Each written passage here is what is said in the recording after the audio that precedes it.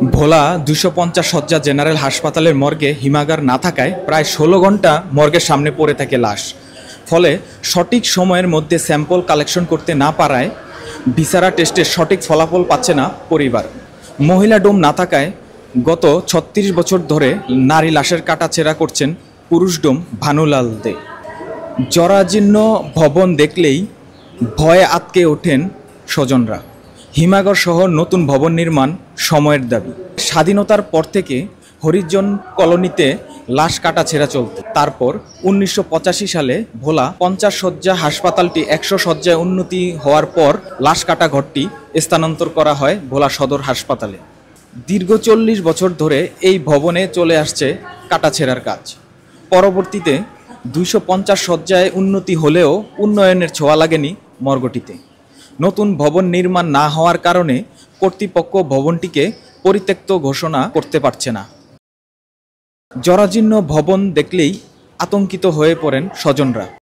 বর্তমানে হাসপাতালের মর্গে হিমাগার না থাকায় বিকাল ৫টার পর কোনো লাশ আসলে পরের দিন ডাক্তার না আসা পর্যন্ত প্রায় ১৬ ঘন্টা মর্গের সামনে পড়ে থাকে লাশ। ফলে সঠিক সময়ের মধ্যে স্যাম্পল কালেকশন করতে না পারায় ভিসারা টেস্টের সঠিক ফলাফল পাচ্ছে না পরিবার। অপরদিকে মহিলা ডোম না থাকায় ৩৬ বছর ধরে নারী লাশের কাটাছেঁড়া করছেন পুরুষ ডোম ভানুলাল দে। যদিও তিনি জানান নারী লাশ কাটাছেঁড়ার সময় একজন মহিলা ডাক্তার ডাকা হয়। এই বিষয়ে সিভিল সার্জন ডক্টর মনিরুল ইসলাম বলেন, ২৫০ জেনারেল হাসপাতালে যে মর্গটি আছে এটা আসলে অত্যাধুনিক মর্গ না। এখানে যেমন একটা আধুনিক মর্গের যে কোনো ফ্যাসিলিটি থাকার কথা এখানে নেই।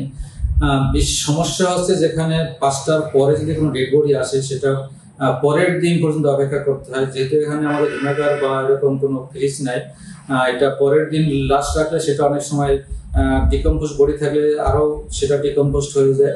ফিমেল ডোম থাকলে সুবিধা, কারণ লাশ কবর থেকে যখন লাশ তোলা হয় তখন কিন্তু ডোমরাই তোলে। সেক্ষেত্রে ফিমেল বডি হলে অবশ্যই ফিমেল ডোম থাকাটা আমি মনে করি জরুরি, এবং ডোম যখন লাশ ঘরে থাকে তখন তার সংরক্ষণ করা প্লাস এখানে ফিমেল ডোমের অবশ্যই প্রয়োজনীয়তা আছে। ১২ ঘন্টা খোলাই রাখা এটা তো আসলে সমস্যা, ডেড বডিগুলো ফুলে ওঠে।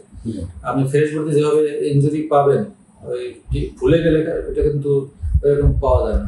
একটা লাশ ২৪ ঘন্টা ওভার হয়ে গেলেই লাশটা পচন আরম্ভ করে, আর যদি হিমাগর থাকে ওটা ভিতরে রেখে দিলে আমরা লাশটা ফ্রেশ পাইতাম। এই জিনিসটার জন্যই অনেকে পাবলিকেরও যন্ত্রণা, আমাদেরকেও এটা নিয়ে কষ্ট হতে হয়। তার জন্য একটা ভোলা একটা হিমাঘরের খুবই প্রয়োজন। যে একটা মর্গ রয়েছে এখানে হিমাগারের ব্যবস্থা নেই, এজন্য দূর দূরান্ত থেকে যখন মৃত লাশ আসে সেগুলোকে আমরা পোস্টমর্টেম সাধারণত যদি ৫টার পরে রাত্রিকালীন সময় আসে এটা পরবর্তী দিন শুরু হওয়ার পরে করা হয়। এবং যদি এখানে হিমাগারের ব্যবস্থা করা হয় তাহলে একটি আধুনিক মর্গের ব্যবস্থা করা যাবে। তখন আসলে আমাদের লাশ সংরক্ষণের জন্য আরেকটু আমরা ব্যবস্থা করতে পারবো, যেটা মৃত ব্যক্তির বিভিন্ন পরীক্ষা নিরীক্ষার ক্ষেত্রে অনেকটা উপকারে আসবে। ভোলা ২৫০ শয্যা জেনারেল হাসপাতালের তত্ত্বাবধায়ক শেখ রুস্তম আলী জানান, আমরা লাশ আসার পর ময়নাতদন্ত শেষে ভিসারা পরীক্ষার জন্য খুলনা পাঠিয়ে দিই। যদিও স্পেশাল কেস থাকে তাহলে ঢাকা পাঠিয়ে দিই। সেই ক্ষেত্রে ৬ ঘন্টার বেশি সময় লাগে না। তবে যদি এখানে হিমাগার হয় তাহলে বরিশাল থেকে ফরেনসিক বিভাগের ডাক্তার এসে পরীক্ষা করতে পারত।